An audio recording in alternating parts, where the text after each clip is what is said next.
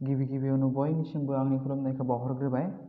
दिनै आं फोरोंनो आखायाव लादों थाखो 10 नि 4.2 सोंथिनि 2 नाम्बारनि सोंथिखौ। दिनैनि भिडिअखौ जागायनायनि सिगाङावनो नोंथांमोना जुदि आंनि चेनेलखौ दाबो साबस्क्राइब खालामनानै लायाखैब्ला आंनि चेनेलखौ साबस्क्राइब खालामनानै ला, लोगोसे खाथियाव थानाय बेल आइकनखौबो थुनानै ला, जाहाथे आंनि गोदान भिडिअ आपल'ड होनायखौ नोंथांमोना बयनिबो सिगाङावनो नुनो मोननाय बादियै। थौदो बिदिब्ला जों दिनैनि भिडिअखौ जागायनोसै। 2 नि 1 दङमोन जोंहा मावदिन्थि 1 आव होनाय जेंनाफोरखौ सुस्रां। बिदिब्ला जों मावदिन्थिखौ नायनांगोन। मावदिन्थि 1 आव नैबादि दङमोन सोंथिया माबादि? जन आरो जयन्तीया जयै गर 5 मार्बल दङ। बिसोर सानैहाबो गर 5यै मार्बला गोमाबाय आरो बिसोरहा दा थालांनाय मार्बलनि सानजाबगासैया जायो 124। बिसोरहा गिबियाव बेसेबाङै मार्बल दङमोन? जों बेखौ दिहुननो लुबैयो। अब्ला बिसोरनियाव गिबियाव बेसेबां मार्बल दङमोन जों बेखौ दिहुननांगौ। बेयाव मा होनना बुंदो? जन आरो जयन्तीया जयै 45 मार्बल दङनो। बिसोर सानैहाबो गरबा गोमा जाबाय दानिया। आरो बिसोरहा दा थालांनाय मार्बलनि सानजाबगासैया। बिनिफ्राय बिसोरो थालांनाय माने गरबा गोमा जानायनि उनाव बिसोर थालांनाय मार्बलनि अनजिमानि सानजाबगासैया बेसेबां जायोनो? 124 जायोनो। बिसोर सानैनि थालांनाय मार्बलनि सानजाबगासैया। अब्ला बिसोरहा गिबियाव बेसेबाङै मार्बल दङमोन? अब्ला बिसोरनियाव गिबियाव बेसेबां मार्बल दङमोन सासेयाव? बेखौ दिहुननो होदो जोंखौ। बिदिब्ला जोङो मा खालामग्रोनांगोन? नैबेनिफ्राय जोङो मोनसे जौगानाय समानथाय दिहुनना लानांगोन। बिनिफ्राय जों जेब्ला जौगानाय समानथाय मोनगोन, बै जौगानाय समानथाय मोननायनि उनाव बिसोरनि जों सानजाबगिरि बिजिरनानै रोदाफोरखौ दिहुननांगोन। अब्ला रोदाफोरखौ दिहुनब्लानो जों माखौ मोनगोन? बिसोरनि आखायाव थानाय मार्बलनि अनजिमाखौ मोनगोन। गिबियाव बेसेबां मार्बल दङमोन बेखौ जोङो मोनहैगोन। बिदिब्ला थौदो जोङो बानायनोसै। 1 नम्बर जोंनिया मावदिन्थि 1 आव 2 नम्बर लासि दङ सोंथिया। आं नैबे 1 नाम्बारखौसो दिन्थिग्रोनायदों, बेनिखायनो नैबे 1 नाम्बारनि सलुसन। बेयाव मा दङ? बेयाव मा होनाय दङ जों बेखौ लिरना लाग्रोनोसै। बेयाव मा दङनो? जन आरो जयन्तीया जयै गर 45 मार्बल दङनो। अब्ला जों बेखौ बिदिनो लिरनोसै। जन आरो जयन्तीया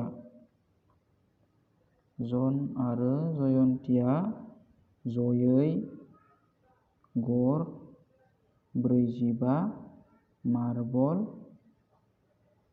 दं। 45 मार्बल दं। बास इनियाव इसनि मार्बल दं। ओमफ्राय जों दानिया हमना लानांसिगोन।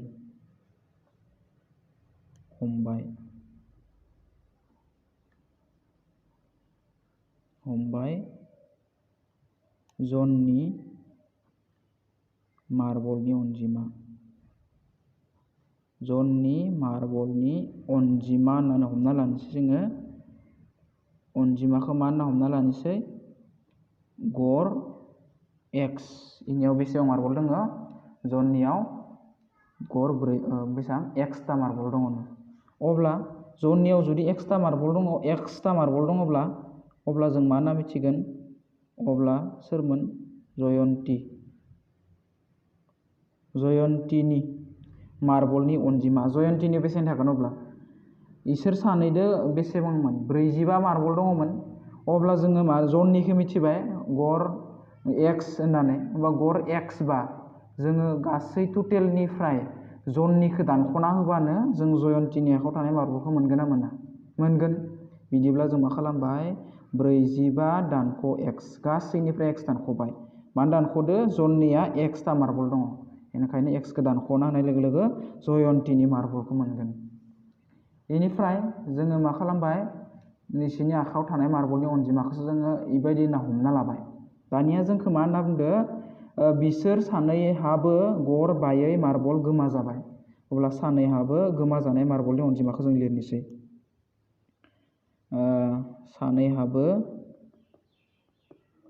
सानैहाबो गरबायै मार्बल गोमाजायोब्ला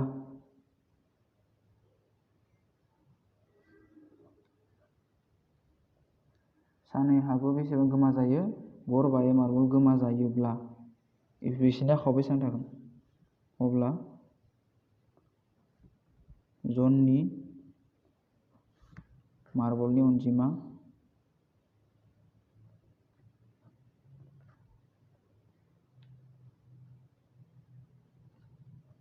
जननियाव बेसे थागोन अब्लाना बिसोरनि आखायाव एक्सट्रा मार्बल दंमोन ओमफ्राय बेसेबां गरबा गोमाजाबाय अब्ला गरबा दानख'ना होनांगोन जों अब्ला बे जननि मार्बलनि अनजिमा जाबाय ओमफ्राय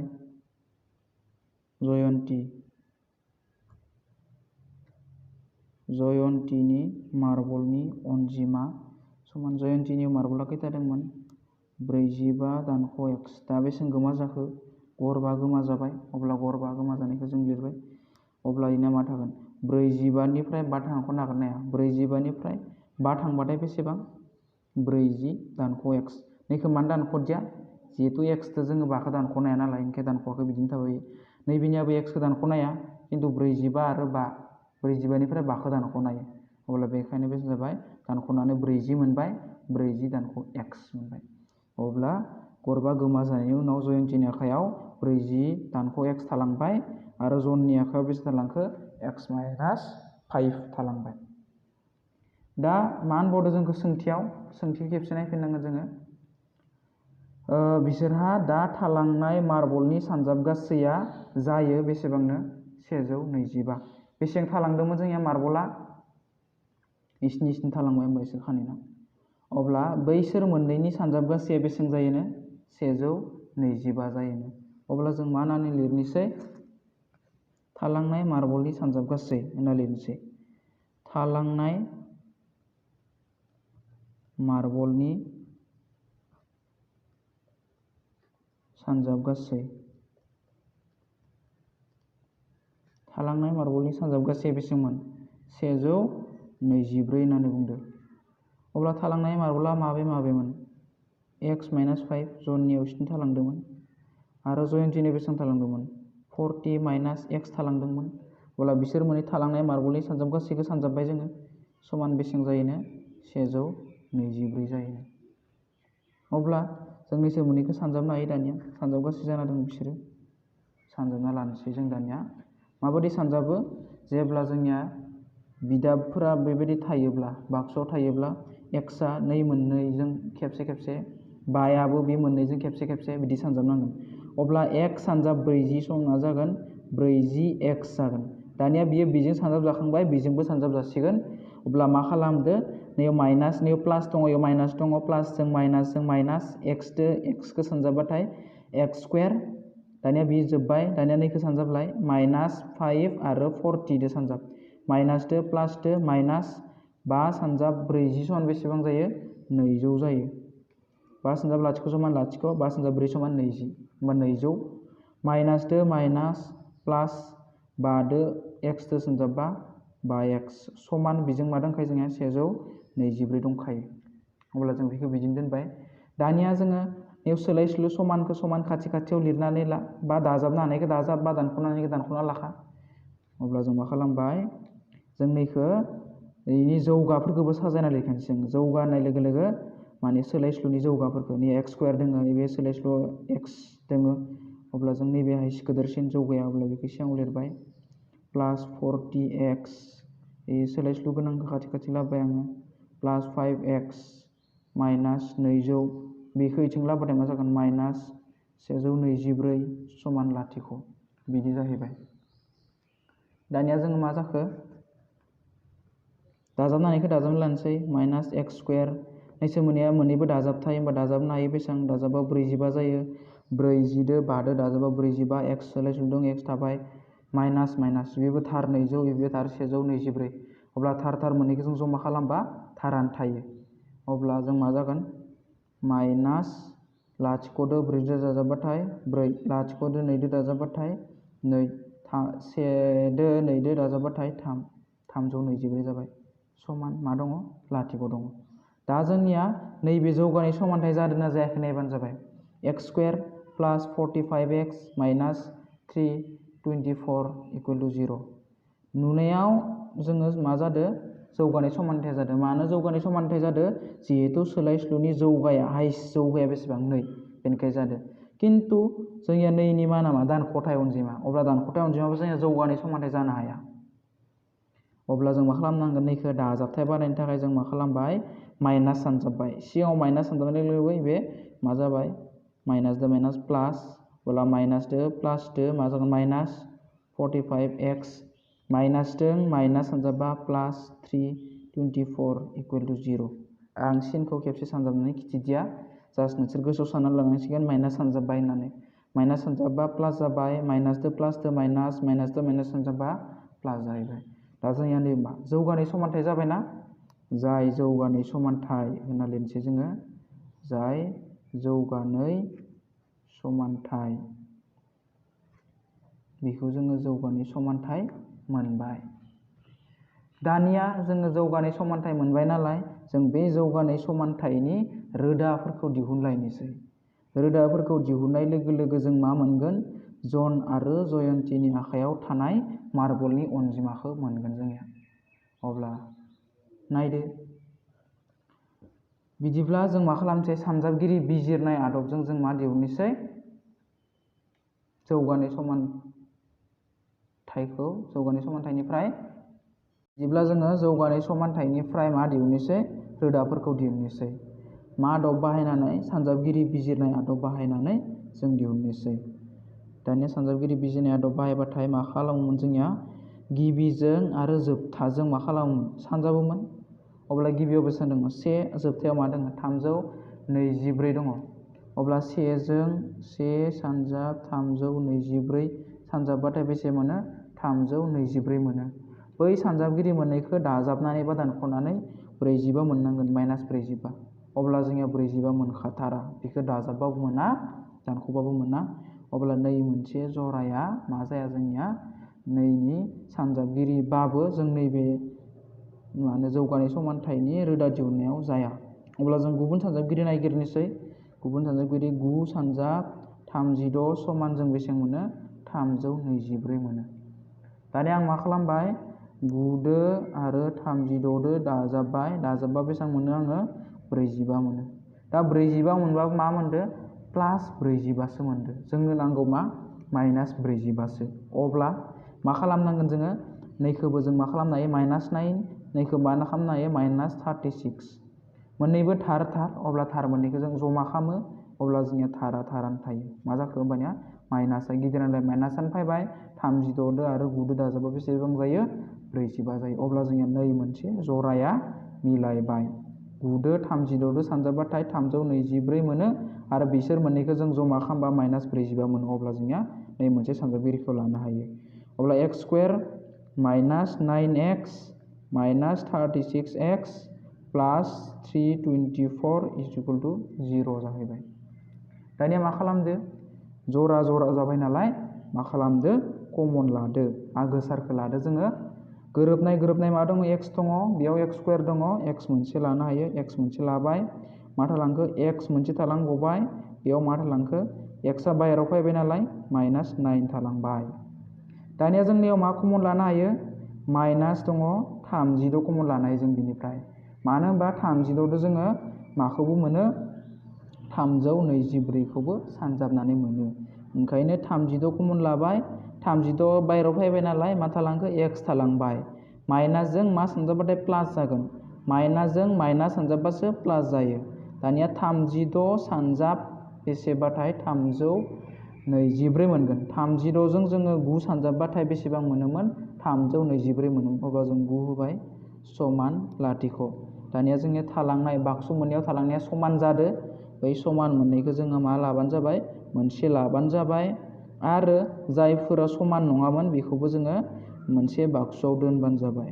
दोनबाय x माइनास 36 समान मा जाबाय 0 दानिया जों मा दिहुननो हायो नै मोननैनिफ्राय जों मा दिहुननो हागोन रोदाफोरखौ दिहुननो हासिगोन बिदिब्ला नायदो अब्ला बेखायनो x माइनास 9 आ मानि समान जानो हायो 0 नि समान जानो हायो एबा माबेबो जानो हायो x माइनास 36 आबो मानि समान जानो हायो 0 नि समान जानो हायो। अब्ला जों मा खालामबाय x खौ आगसिजों लाखिबाय बेखौ बेजों हरबा मा जाबाय 9 जाबाय होमबा x आ मा जाबाय 9 मोनबाय। बेनिफ्राय x खौ इथिं लाखियोबा इथिं मा जागोन 36 अब्ला खेबसे मा x नि माना 9 खेबसे मा जाबाय 36। अब्ला जों बुंनो हायो जननि आखायाव जुदि 9टा मार्बल थायोबा जयन्तीनियाव बेसेबां दङमोन 36 दंमोन एबा उल्थायैबो जों लिरनो हायो जुदि जननि आखायाव 36 मार्बल दङ अब्ला जयन्तीनियाव बेसेबां थागोन 9टा मार्बल थागोन। अब्ला नोंसोर बेबायदि लिरदो अब्ला बेखायनो जननि आखायाव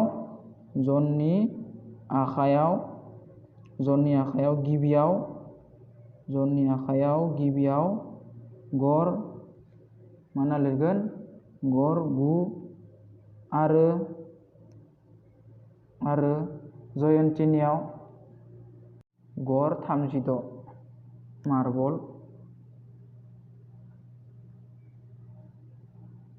थागोन एबा जों ओरैबो लिरनो हायो जयन्तीनि आखायाव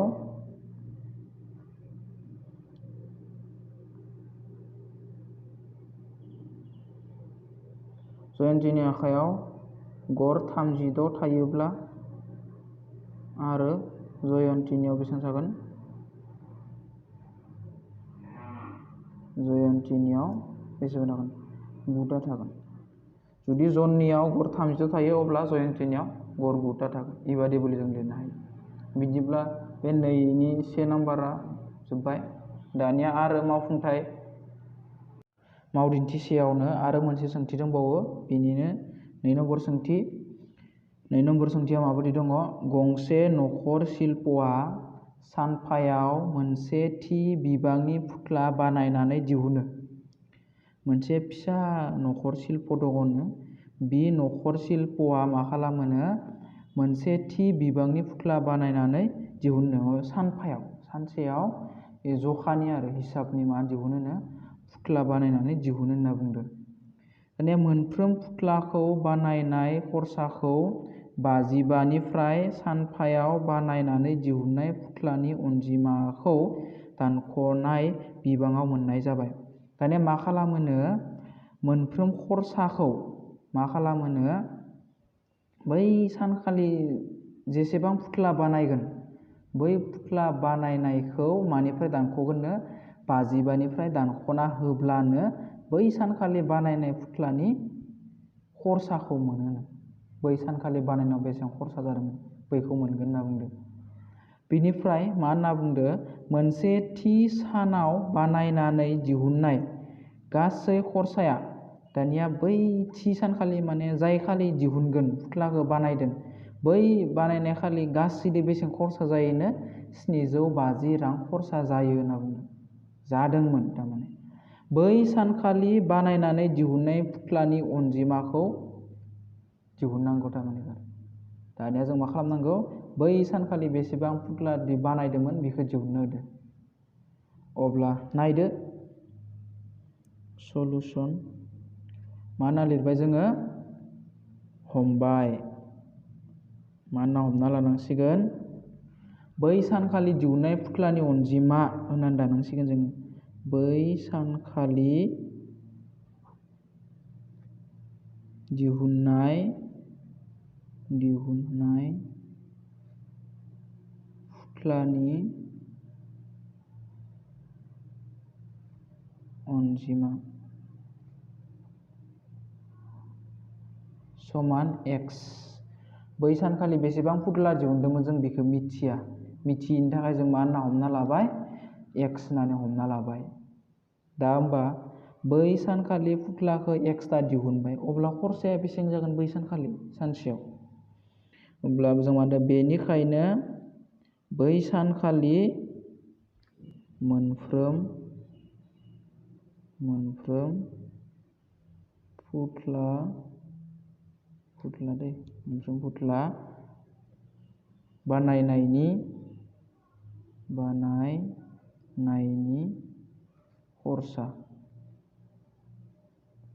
बानायनायनि खरसा मोनफ्रोम फुथुला बानायनायनि खरसाखौ जों मानिफ्राय दानख'नो होदो 55निफ्राय बै सानखालि बेसें फुथ्ला बानायदोंमोन बिनिफ्राय दानख'नो दोनाखै।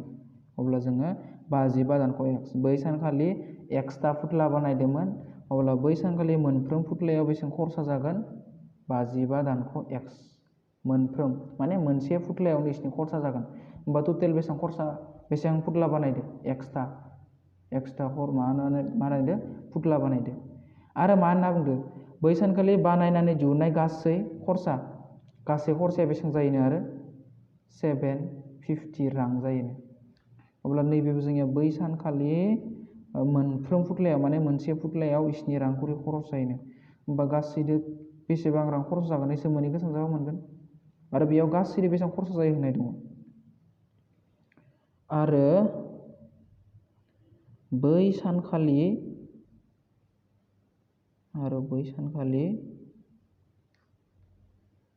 फुथ्ला बानायनायाव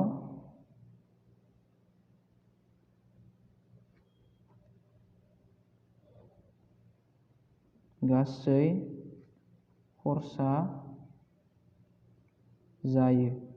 गासै खरसा बेसेबां जायोनो 750 रां। 750 रां जायो। अब्ला जों बेनिफ्राय मा होननानै बुंनो हायो जों दा गासैदो फुथ्लाया बेसेबांमोन xथा फुथ्लामोन। मोनफ्रोम फुथ्लायाव बेसेबां रां लायो 7 रां लायो जोंनिया। अब्ला जों मा होनना लिरनो हायो बेनिखायनो होनना जों लिरनो हायो x सानजाब 55 माइनास x गासैदो xथा फुथ्ला मोनसेयाव 7 रां लायोनो। अब्ला टटेल बेसेबां जायोनो 750 रां जायो होनना बुंदों। सापस हमना लाबाय जों हमना ला गंसे कलमनि बेसेना 5 रां। बेनिफ्राय गंसे कलमनि बेसेना 5 रां जायोब्ला नोंखौ बेसेबां कलमनि बेसेन दिहुननो होदो 5 रां कलमनि बेसेन दिहुननो होदो गासैदो। अब्ला नों मा खालामगोन कलमा गासैदो गंबा दङ अब्ला गंसेयाव 5 लायो। अब्ला 5दो सानजाबा नों मा गासै बेसेनखौ मोनगोन ना मोना 5 सानजाबा 25 रां। थिग बेबादिनो नैयाव मोनफ्रोम फुथ्लायाव बिसोरनि खरस जायो गासैदो एक्सट्रा फुथ्ला। होमबा जोङो गासै खरसखौ मोनोबा बेजों सानजाबनांगोन गासै फुथ्लाजों आरो मोनसे फुथ्लायाव बेसेबां रां लायो बेखौ जों सानजाबनांगोन। सानजाबबा बेसेबां जायोनो 750 रां मोनो होनना बुंदों खरसा जायो होनना बुंदों। अब्ला जों बेबायदि लिरनो हागोन। लिरबाय दानिया जों मा एक्सआ बिजों सानजाबनाय जाना दङ। अब्ला सानजाबनानै लादो जोङो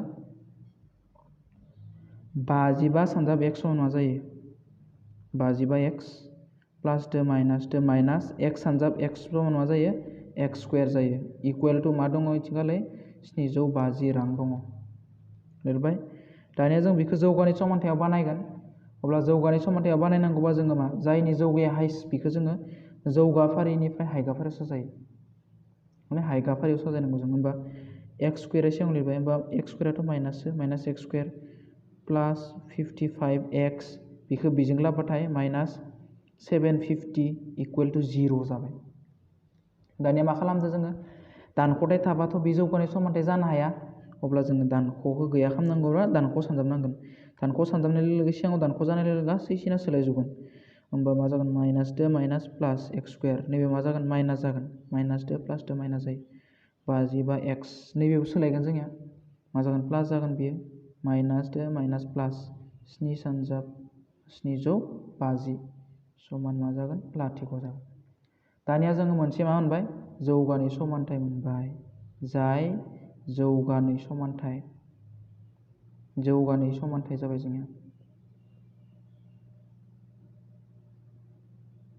जौगानाय समान्थाय जाबाय मा खालामनांसिगोन दानिया बे जौगानाय समान्थायनिफ्राय जोङो रोदा दिहुनबानो जासिगोन आरो दा रोदा दिहुन बे जौगानाय समान्थायखौ माबायदि रोदा दिहुनोमोन जोङो गिबिजों आरो जोबथाजों सानजाबबाथाय मा मोनगोन जोङो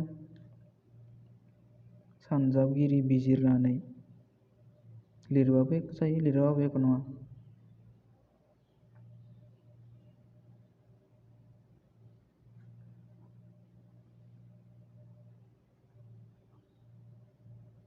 लिरनोबो हायो लिराबाबो थानो हायो।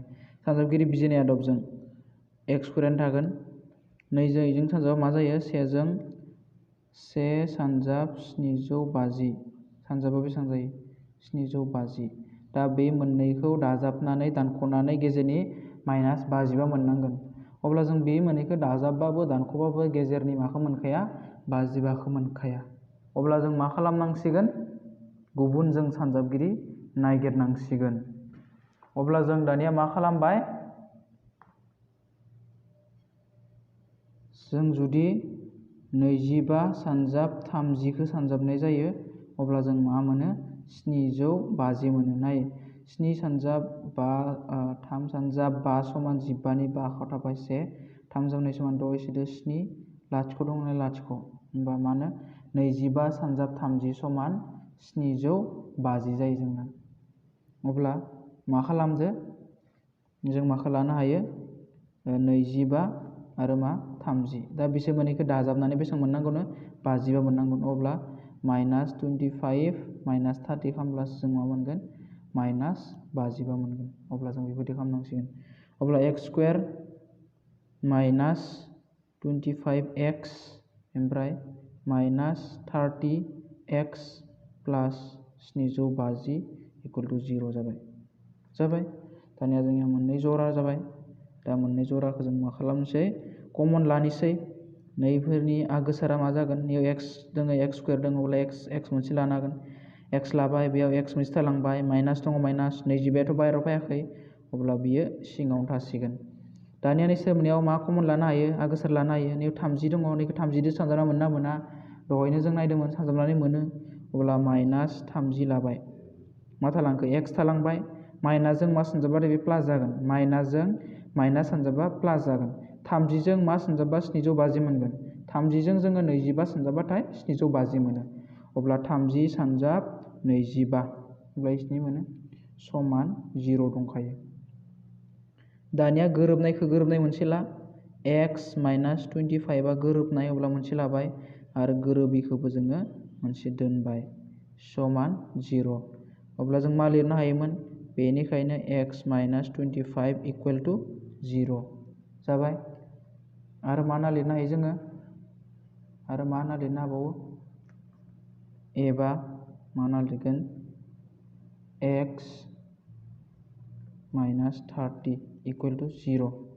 अब्ला जोङो x खौ लाखिबाय मा जागोन 25 बिथिं x खौ लाखिबाय मा जागोन 30। अब्ला जोङो माखौ मोनबाय मा दिहुनदोंमोन बै सानखालि दिहुननाय फुथुलानि अनजिमाखौ मोनबाय। अब्ला मा होनना लिरनांसिगोन बेखायनो बै सानखालि दिहुननाय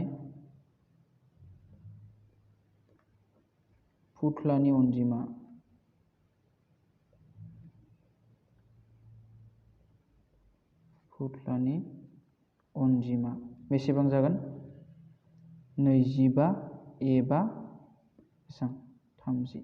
अब्ला बै सानखालि बियो बेसेबां दिहुनदोंमोननो 25 एबा 30 दिहुनदोंमोननो।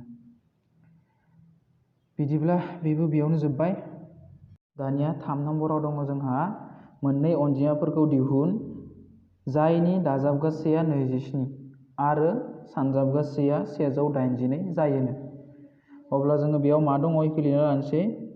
बेयाव मा दङ मोननै अनजिमाफोरखौ दिहुननो होदो मोननै अनजिमा दिहुननांगोन जायनि दाजाबगासैया बेसेबांनो 27 आरो सानजाबगासैया 182 जायोनो।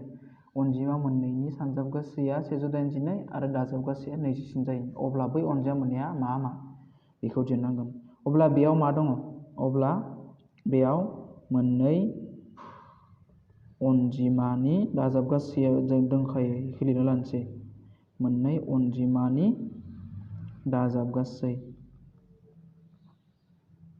दाजाबगासै समान बेसेबां 27। मोननै अनजिमानि दाजाबगासैया 7 हमबाय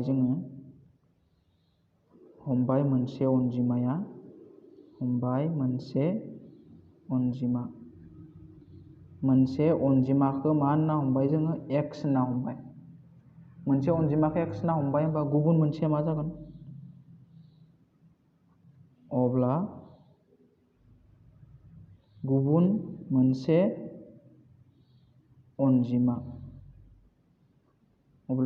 अनजिमाया बेसेबां जागोन जों मा मिथिगौ मोननैदो दाजाबबा 27 जायोनो।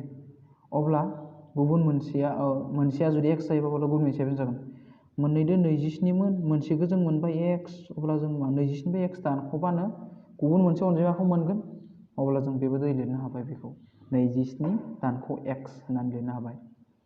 दा जोंनो बेयाव आरो मोनसे बाथ्रा बुंबावदो आरो सानजाब गासैया बेसेबां जायोनो 27 जायोनो। अब्ला जों मा खालामबाय मोनसे अनजिमाया 7 होनना मोनबाय मोनसे अनजिमाया 7 होनबाय होमबा बिसोरनि सानजाब गासैया 7 जायो आरो। अब्ला जों माबायदि लिरनो हायो सोंथि बादियै लिरनो हानाय जाबाय। सोंथि बादियै होननानै जों मा खालामबाय लिरबाय। सोंथि बादियै मोननै अनजिमानि सानजाब गासै जों मोनसे अनजिमाखौ 7 मोनसे अनजिमाखौ 7 होनना मिथिबाय अब्ला बे मोननै अनजिमाखौ आं मा खालामबाय सानजाबबाय। सानजाबबाथाय बेसेबां मोनोनो 182 अब्ला सानजाबनायखाय जों 182 मोनबाय। नै मोनसे अनजिमामोन आरो गुबुन मोनसे अनजिमामोन मोननै अनजिमाखौ सानजाबबाय अब्ला 182 जाबाय। दानिया सानजाबदो x दो 27खौ सानजाब होमबा 27 सानजाब x समान बेसेबां जायो जोंनिया 27x जायो। थांबाय मोनसे प्लास दङ माइनास दङ प्लास दो माइनास x दो x सानजाबबा x स्क्वायर इकुवेल टु 182 जाबाय। दा जोङो बेखौ मा खालामलायबानो जाबाय जौगानाय समान्थायाव खोख्लैबानो जाबाय। दा जौगानाय समान्थायाव खोख्लैनोबा जों मा खालामगोन x स्क्वायर गोनांखौ जों मा खालामबाय सिगाङाव लाबोबाय माइनास दं नालाय माइनास x स्क्वायर बेयो प्लास 27x बेखौबो जोङो बिथिं लाबोबाय मा जाबाय माइनास 182 इकुवेल टु 0 जाबाय। दानिया जों मा खालामगोन दानिया जों खालामनोसै नै माइनासखौ गैया खालामनोसै माइनासा थाबाथ' जोंनिया मा जानो हाया माइनासा थाबाथाय जोंनिया जौगानाय समान्थाय जानो हाया। अब्ला जों मा खालामबाय माइनास गैया खालामनो थाखाय माइनास सानजाबबाय जोङो सानजाबा मा जागोन x स्क्वायर सिना सोलायजोब्बाय आरो माइनास सिङाव थानायखाय अब्ला माइनास प्लास थानाया माइनास जाबाय माइनास थानाया प्लास जागोन 182 इकुवेल टु 0 जालायबाय। जौगानाय समान्थाय जालायबाय जाय जौगानाय समान्थाय बास जों जौगानाय समान्थाय मोनलायबाय। दानिया बेखौ मा सानजाबगिरि बिजिरनाय आदबजों रोदाफोरखौ दिहुनबानो जों बिसोरनि मोननै अनजिमाखौ मोनगोन मिथिबाय। दानिया जौगानाय समान्थाय 1 जों 182 सानजाब 1 सानजाब 182 समान 182 जायो। अब्ला बिसोर मोननैखौ जोङो दाजाबनानै दानख'नानै 27 मोना अब्ला आरो गुबुन मोनसे सानजाबगिरि नागिरनांगोन। अब्ला गुबुन मोनसे सानजाबगिरि नागिरनोसै आङो 13 सानजाब 14 बे 13 आरो 14खौ सानजाबबा जोङो 182 मोनो। बेनिफ्राय बिसोर मोननैखौ दाजाबबाथाय जों बेसेबां मोनगोन 27 मोनगोन। अब्ला दाजाबबाबो माबायदि दाजाबनांगोन जोङो माबायदि दाजाबनांगोन माइनास 13 माइनास 14 बै माइनास दानख'थाय मोननैखौ जमा खालामबासो दानख' 27 मोनगोन जों। अब्ला जों बेखौ बेबायदि लिरनोसै x square minus 13x minus 14x जाबाय प्लास मा दङ 182 दङ समान 0 जालायबाय। नैबे मोनसे जरासे बेयो मोनसे जरासे जालायबाय। अब्ला जरा जरा जानायनिफ्राय जोङो मा होनो कमन लानानै कमन ला आगोसारखौ x स्क्वायर x दङ होमबा x मोनसे लानो हाबाय बेयाव मा थालांखो x मोनसे थालांबाय माइनास 13 दङ 13 बेयाव मा दङ माइनास दङ x इयावथ' x गैया 14 दङ 14 दो 182 सानजाबना मोनना मोना मोनो नैया जों दहायनो मिथिखागौ। अब्ला 14 कमन लाबाय मा थालांखो x थालांबाय माइनासजों नैयाव मा सानजाबबा नै प्लासखौ मोनगोन माइनासजों माइनास सानजाबबा प्लास मोनो 14 जों मा सानजाबबाथाय 182 मोनो 14 जों 13 सानजाबबा 182 मोनो समान 0 जाहैबाय। दानिया नै गोरोबनाय मोननैनिफ्राय मोनसे लाबाय आरो गोरोबै मोननैखौबो जमा खालामनानै दोनबाय समान 0 जालायबाय। बेनिफ्राय मा मोनगोन जों दाना बेखायनो x माइनास 13 इकुवेल टु 0 होनना लिरनो हायो एबा x माइनास 14 इकुवेल टु 0 होननानै लिरनो हायो बेखौबो। बेनिफ्राय मा खालामबाय x खौ दिहुननांगौ नालाय x खौ लाखिबाय अब्ला मा जाखो x समान 13 एबा x समान 14 अब्ला जों x माखौ हमना लादोंमोन x होननानै अब्ला जों x माने मोनसे अनजिमाया x होननानै हमना लादोंमोन। अब्ला मोनसे अनजिमाया मा 13बो जानो हायो नङाबा 14बो जानो हायो। अब्ला गुबुन मोनसे अनजिमाया बेसेबां जागोन? अब्ला जों लिरदो गाहायाव, बेनिखायनो मोनसे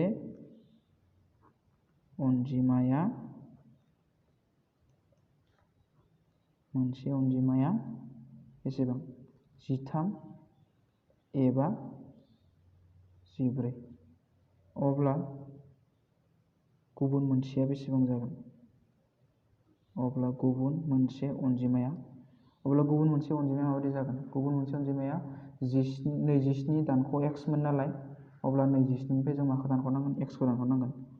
27 दानख' x माने जुदि मोनसे अनजिमाया 13 जायोब्ला अब्ला गुबुन मोनसेया बेसेबां जागोन? नायदो, 7निफ्राय 3 थांबा 4, 2निफ्राय 1 थांबा 4। जुदि मोनसे अनजिमाया 13 जायोबा गुबुन मोनसे अनजिमाया 14 जायो। एबा नै मोनसेयाव जुदि लायोबा 27 दानख' 14 समान बेसेबां मोनो जोङो? 13। मोनसे अनजिमाया 14 जायोबा गुबुन मोनसे अनजिमाया 13 जायो। अब्ला बेबादिनो नैबे। अब्ला बेयावनो जोब्बाय बेबो।